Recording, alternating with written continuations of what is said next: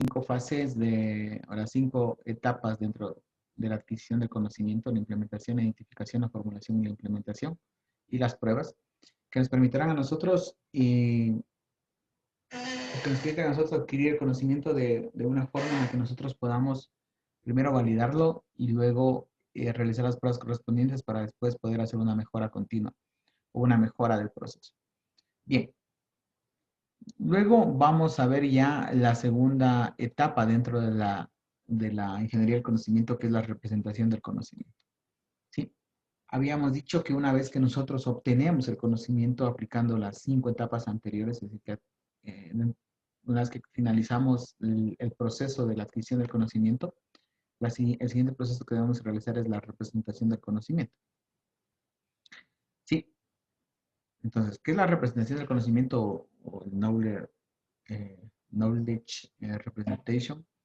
Eh, este proceso consiste en llevar el conocimiento extraído de las fuentes y representarlo en una forma inteligible, es decir, que sea entendible para quienes lo utilicen.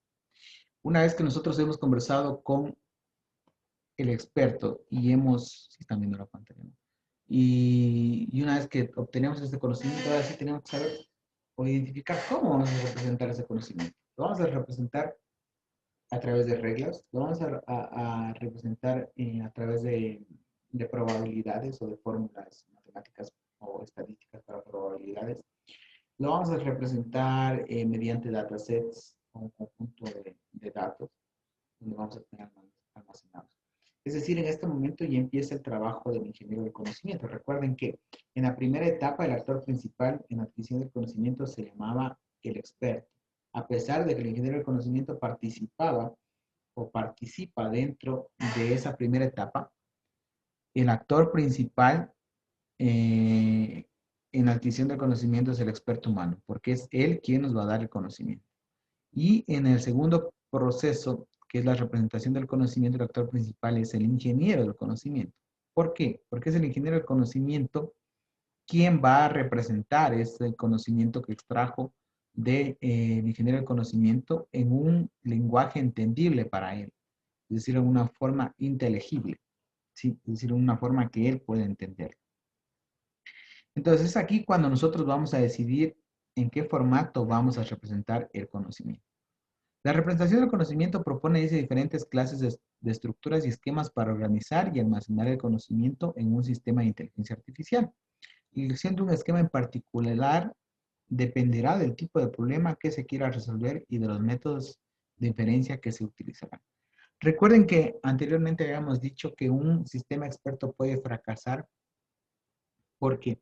Porque el conocimiento que tiene el experto no puede ser representado en ningún otro esquema. Es decir, que no puede ser representado ni por reglas, ni por árboles sintácticos, ni por árboles semánticos, ni por redes semánticas, ni por cualquier otra representación. Entonces, el elegir la forma en la que la vamos a representar nosotros, perdón,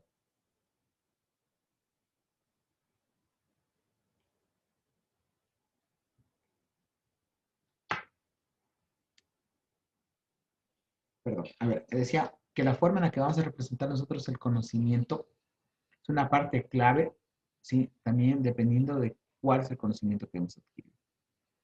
Entonces, para nosotros representar el conocimiento tenemos que tomar algunas consideraciones. Primero, que esta representación del conocimiento sea sencilla, es decir, que esta representación del conocimiento sea fácil de modificar y manipular por procedimientos manuales mediante técnicas automáticas. Lo que estábamos acabando de conversar, ¿no? Con ustedes acerca del tema que estábamos viendo. ¿Sí? Debe ser primero fácil, el conocimiento debe ser representado, el conocimiento debe ser representado de una forma sencilla. Sencilla significa que sea fácil de modificar y manipular por procedimientos tanto manuales como mediante técnicas automáticas. Entonces, cuando nosotros representamos el conocimiento de una manera sencilla, nosotros podremos modificarlo, ¿sí? En cualquier momento y manipularlo, ¿sí? Ya sea manualmente o con una herramienta de software. Lo que implica que este conocimiento sea fácil de modificar. ¿Qué significa ser fácil de modificar? Que permita la incorporación representación del nuevo conocimiento de forma sencilla. Lo que les había hablado en un inicio. Supongamos que estamos haciendo un sistema experto para hacer el proceso de, no sé, de graduados. Y ahora viene una nueva reglamentación y me dice que los graduados ya tienen 3 formas para graduarse. Entonces, mi sistema o mi forma de representación del conocimiento debe ser tan sencilla y tan fácil de modificar que me permita a mí agregar esa nueva forma de graduación para los estudiantes y la permite incorporar dentro de mi base de conocimientos. Entonces, dos cosas, o bueno, dos de las consideraciones que se deben tomar para realizar la representación del conocimiento. La tercera, el tercer ítem que nosotros tenemos que tener en consideración para representar el conocimiento es que sea transparente. Es decir, que facilite la detección de incoherencias y la falta de consistencia. Esto es muy importante porque si nosotros no utilizamos una estructura, o bueno, o dentro de esa estructura no podemos representar o no podemos detectar la inconsistencia o la incoherencia de nuestro conocimiento, no vamos a poder tener un sistema experto óptimo. ¿Qué significa tener un conocimiento inconsistente o que tenga incoherencias? La forma más fácil de representar esto es con este ejemplo. Por ejemplo, si A es igual a B y B es igual a C, entonces A es igual a ¿qué? Si A es igual a B y B es igual a C, A es igual a C. ¿Qué pasa? Que este es mi conocimiento que yo tengo. ¿Qué pasa si viene una regla y me dice, una nueva regla me dice que A es diferente de C? El conocimiento que este nuevo conocimiento que tengo aquí será consistente con este conocimiento que tengo acá. No, porque yo del conocimiento que tengo acá, yo voy a inferir siempre que A es igual a C y ahora me dicen que A no es igual a C por tal motivo. O esto está mal o esto está mal. Entonces, la forma de representación del conocimiento me debe permitir a mí detectar este tipo de incoherencias o inconsistencias dentro de mi conocimiento. Bueno, esta es es un ejemplo muy fácil, ¿no? Entonces, el conocimiento se vuelve inconsistente cuando ingreso un nuevo conocimiento y ese conocimiento me da otras conclusiones o arroja otros resultados que no son los que yo tenía en mi base de datos o mi base de conocimientos. Bien, tiene que ser, dice, independiente. Facilitar la reutilización de sentencias, procedimientos, etcétera, así como permitir la inclusión, modificación o exclusión de una unidad de conocimiento sin que afecte al resto de la base de conocimientos ni al resto del sistema experto. Eso quiere decir que la forma en la que yo represento el conocimiento no debe implicar o no debe estar, no me debe comprometer el resto de componentes de mi sistema experto. Quiere decir que si yo represento mi base de conocimientos en forma de árboles, eso no va a afectar al módulo de adquisición del conocimiento. Si lo represento en forma de reglas, tampoco va a afectar a mi módulo de adquisición del conocimiento. Entonces, debe ser de esta forma independiente del resto de componentes. Y generalmente relacional, que permite establecer relaciones entre los conocimientos, que es lo más importante dentro de cuando yo represento, que es la forma en la que yo estoy o voy a representar conocimiento me permite establecer estas relaciones. ¿Por qué? Porque cuando yo establezco relaciones entre los objetos del conocimiento, entre las entidades del conocimiento, yo voy a permitir o voy a poder generar nuevo conocimiento. Entonces, algunas consideraciones que se deben tomar o se debe tomar dentro de la representación del conocimiento, de que esa representación sea sencilla, sea fácil de modificar, sea transparente, sea independiente y sea relacional.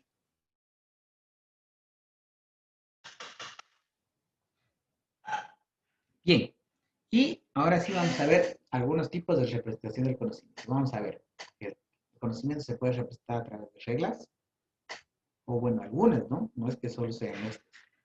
De reglas, de redes semánticas, de árboles de decisión, de frames o slots, de diagramas lógicos y de gráficos conceptuales. Entonces, estas son algunas formas de representación del conocimiento. Como acabamos de conversar hace un momento, veíamos un diagrama de flujo que también permite representar el conocimiento. Esperen un segundito.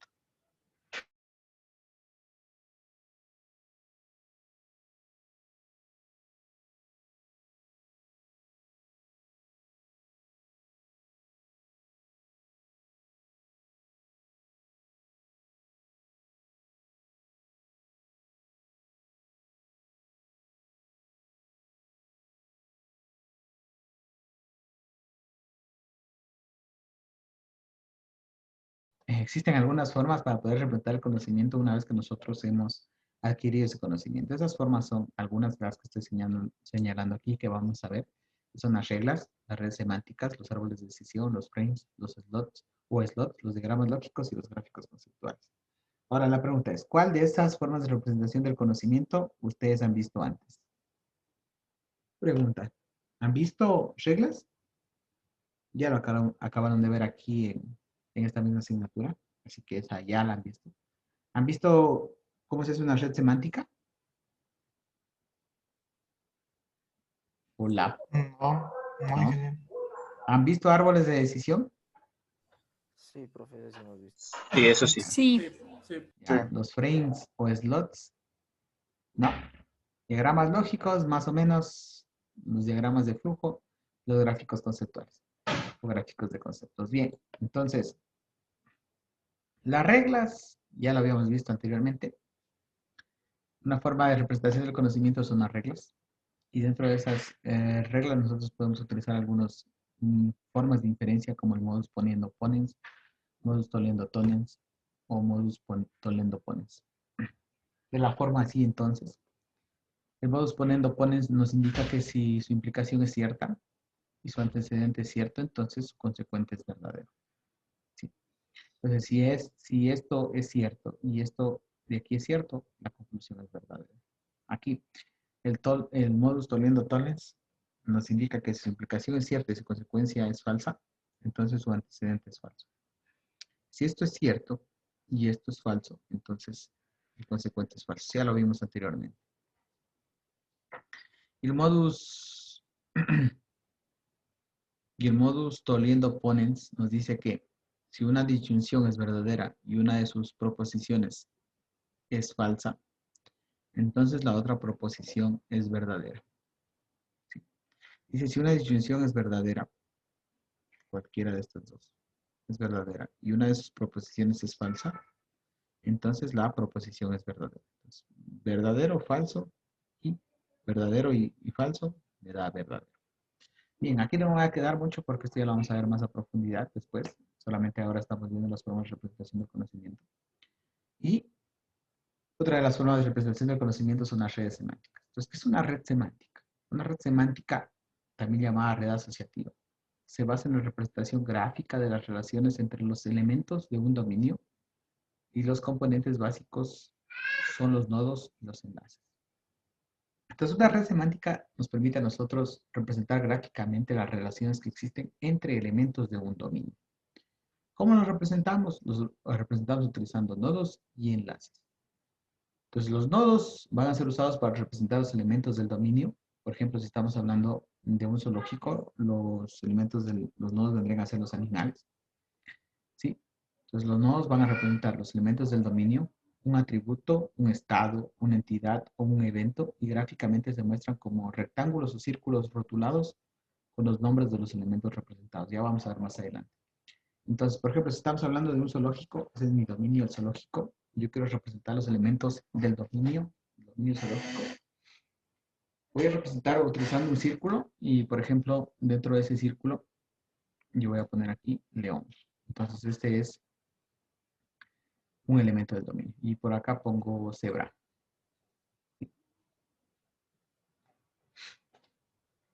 Y después, ¿qué dice? Los enlaces. Los enlaces son ligas y arcos que simbolizan relaciones entre los elementos.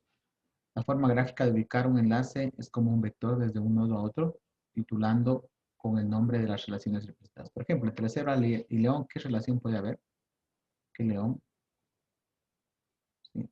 Digamos, se come a la cebra. O mata a la cebra. ¿Sí? Entonces es un arco dirigido. Entonces aquí tendríamos parte de una red semántica. Bien.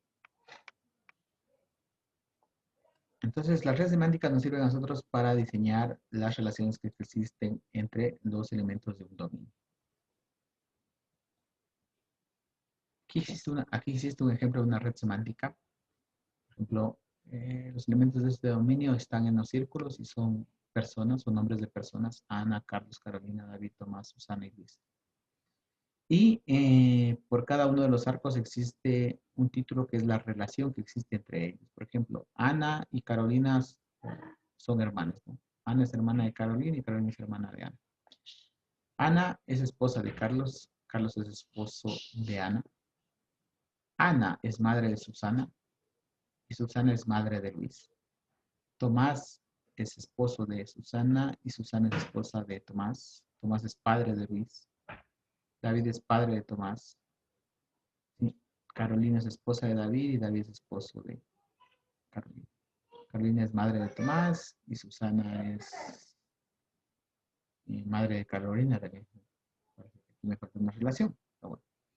Entonces, si ustedes ven esta red semántica que está aquí, es muy fácil inferir conocimiento utilizando esta red semántica.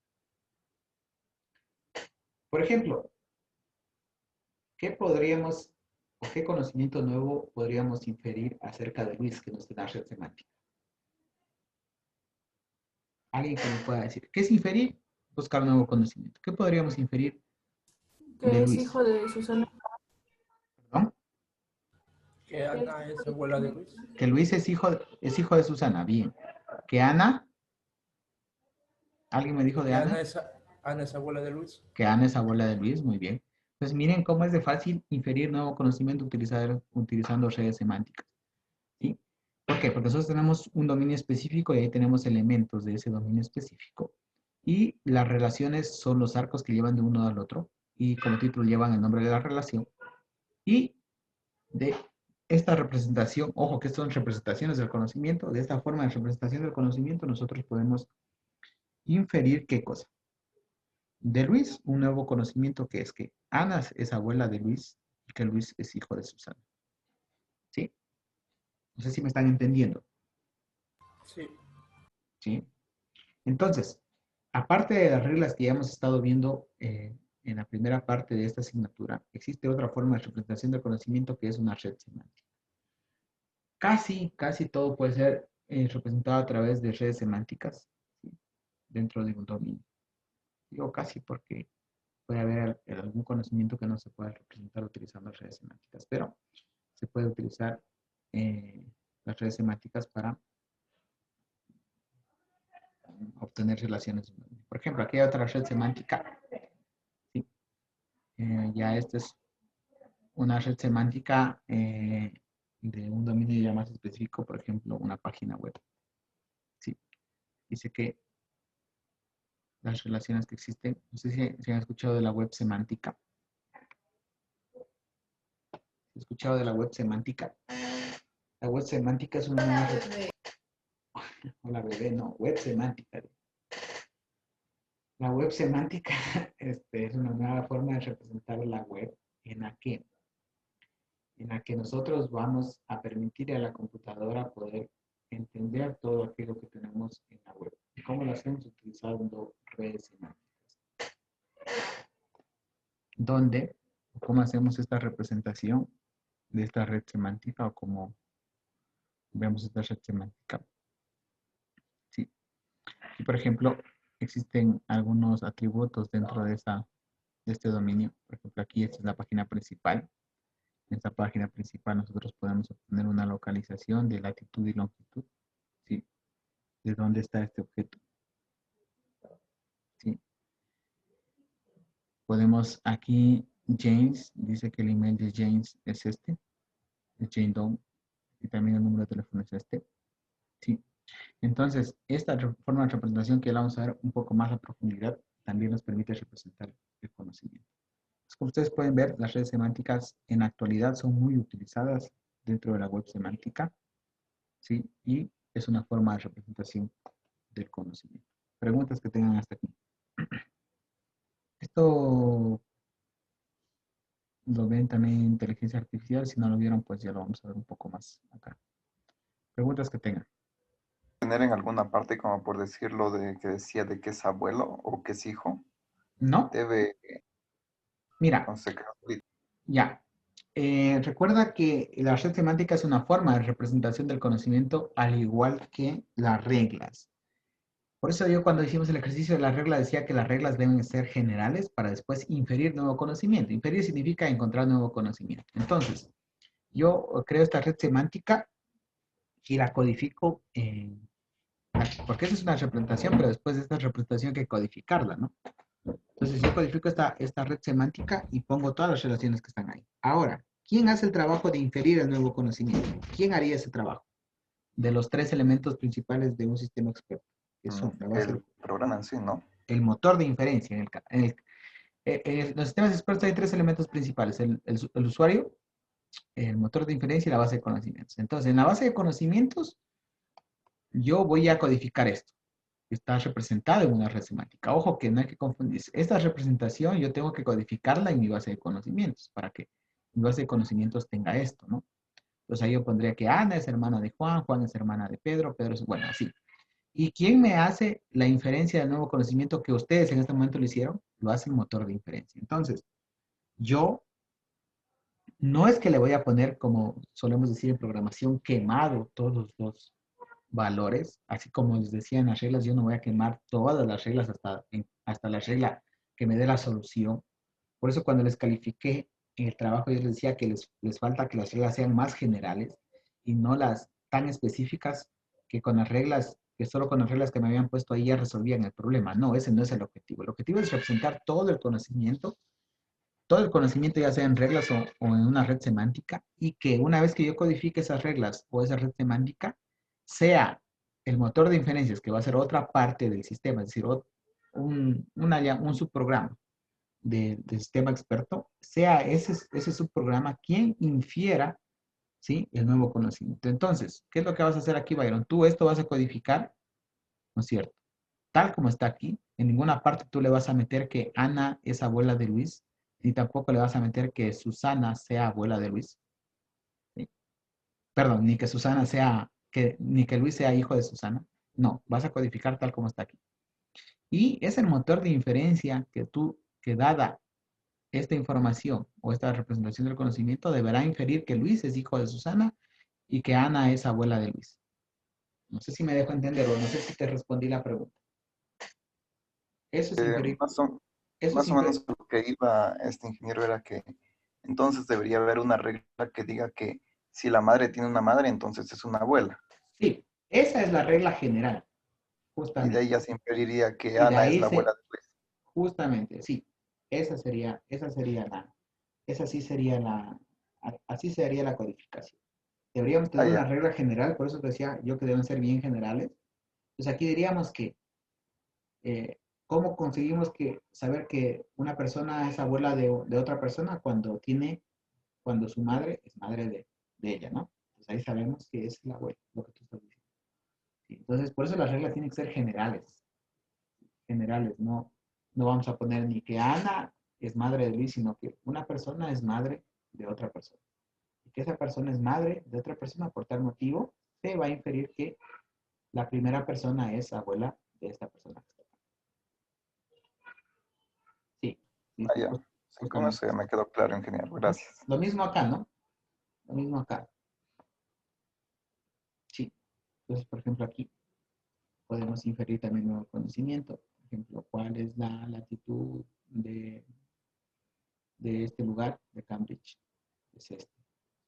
Y después podemos decir qué latitudes existen en esta página web, podemos encontrar esto. ¿Sí? Ya voy a hacer un ejemplo más chévere para que lo podamos entender. Pero sí, ese es el objetivo básico. Hacer reglas generales que me permitan, o bueno, codificar de forma general para poder inferir nuevo conocimiento. Por eso te digo, por eso yo siempre hablo de que no vamos a quemar como decimos comúnmente en programación, no vamos a quemar los datos, ¿no? Sino vamos a hacer lo que vamos a hacer es poner conocimiento general del dominio para poder inferir nuevo conocimiento. Porque imagínate quemar, como solemos decir nosotros, todito el conocimiento. Uno, no vamos a poderlo, y dos, eso se va a hacer, ya no va a ser un sistema experto, sino solamente un sistema de consulta. Bien, ¿alguna otra pregunta? ¿No?